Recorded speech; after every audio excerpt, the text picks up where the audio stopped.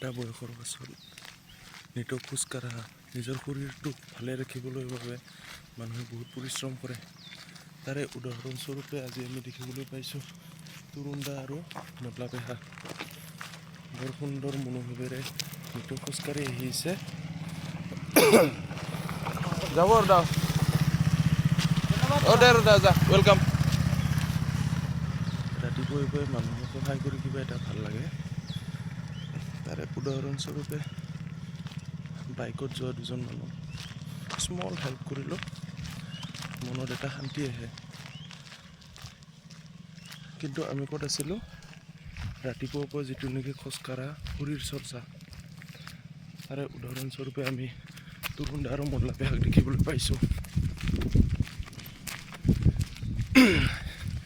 নিতৌ আহক,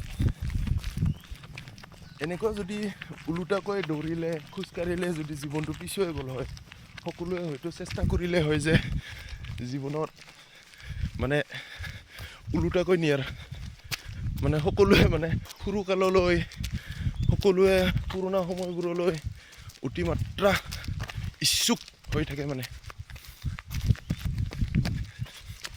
নহয়নে বাৰু?